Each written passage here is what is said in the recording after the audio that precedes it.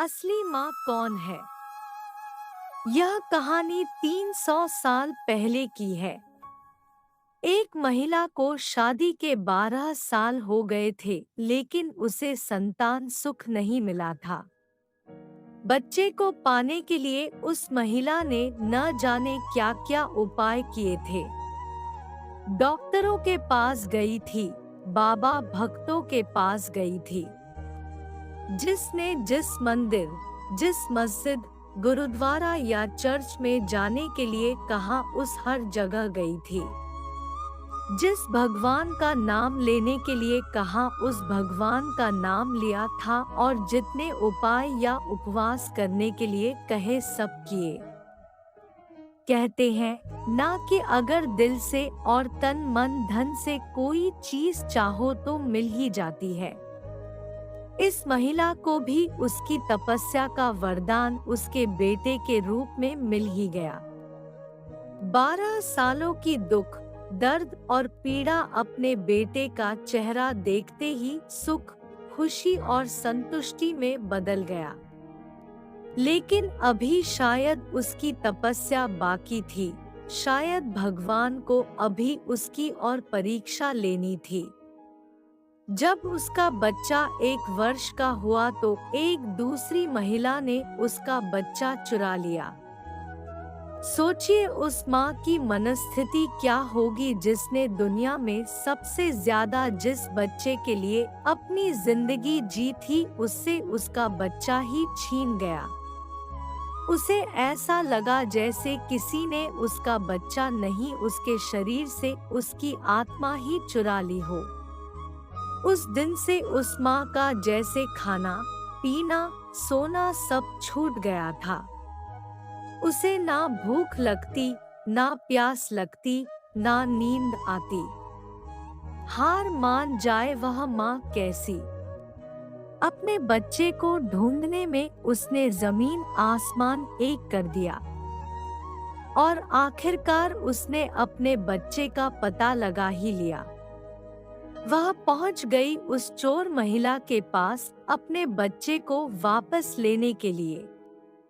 जब बच्चे की मां ने उस चोर महिला से अपने बच्चे को वापस पाना चाहा तो वह महिला ऐसा जताने लगी जैसे वह उसका खुद का बच्चा हो। जब बच्चे की मां को लगा किसी भी तरह से बात बनती नजर नहीं आ रही है, तब वो इस मुद्दे को राजा के पास लेकर गई। राजा के दरबार में दोनों महिलाएं हाजिर की गई। दोनों ही महिलाएं उस बच्चे पर अपना पूरा हक जताने लगी। राजा और उसके सभी दरबारी काफी आश्चर्यचकित और हैरान हो गए क्योंकि बच्चे की सच्ची मां को पहचानने के लिए उन्होंने जितने भी सवाल बच्चे के बारे में दोनों ही महिलाओं से किए, जो उसकी आदतों, उसकी पसंद या उसके निशानों के बारे में थे।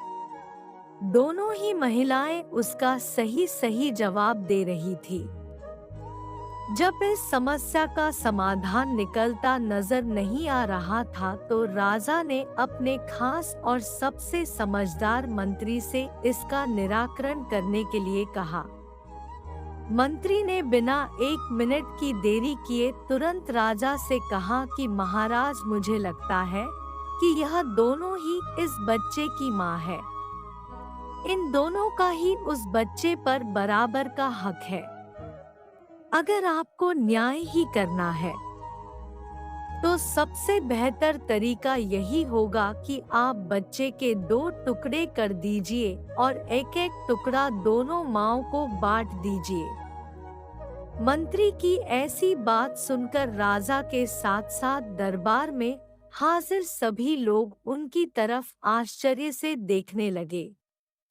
राजा ने सोचा कि मंत्री के ऐसी मूर्खतापूर्ण बातों के पीछे जरूर कोई रहस्य होगा। वह बिना सोचे समझे ऐसी बात कभी नहीं कर सकते। राजा ने तुरंत अपने सिपाहियों से कहा कि मंत्री की बात पर अमल किया जाए और इस बच्चे के 2 टुकड़े कर दिए जाएं। बच्चे की असली माँ ने यह फैसला सुनते ही राजा के पैर पकड़ लिए और बोली, महाराज, मुझ पर इतना जुल्म मत कीजिए। आप चाहे तो बच्चे को उस महिला को दे दीजिए, लेकिन उसके 2 टुकड़े कर मत मारिए। मेरा बच्चा मेरे पास नहीं रहा तो चलेगा, इस दुनिया में तो रहेगा। मंत्री जी ने राजा से कहा, महाराज, यही उस बच्चे की असली माँ है और जो वहाँ पर शांत खड़ी है वह है चोर। राजा ने तुरंत उस बच्चे को उसके असली माँ को सौंपने के लिए कहा और उस चोर महिला को फांसी की सजा सुनाई। बच्चे की असली माँ को उस दूसरी महिला पर जिसने उसका बच्चा चुराया था दया आ गई, क्योंकि उससे मिलने के बाद उसे यह पता चला था कि वह भी उसी परिस्थिति से गुजर रही थी जिससे वह 12 सालों से गुजरी थी। इस महिला ने अपने बांझपन के चलते अपनी गोद भरने के लिए उस बच्चे को चुराया था और चुराने के बाद भी वह उस बच्चे को अपने खुद के बेटे की तरह प्यार करती थी। बच्चे की असली माँ ने दरबार में विनती कर उस महिला को माफ करने के लिए कहा। दोस्तों, यह कहानी हमें बताती है कि कैसे एक माँ अपनी औलाद के लिए कुछ भी कर गुजरती है, और यह भी सच बात है कि एक माँ का दर्द दूसरे माँ से ज्यादा कोई नहीं समझ सकता। दोस्तों, यह कहानी आपको कैसी लगी मुझे कमेंट के माध्यम से जरूर बताएं। प्लीज दोस्तों, मेरे चैनल को सब्सक्राइब करें प्लीज दोस्तों।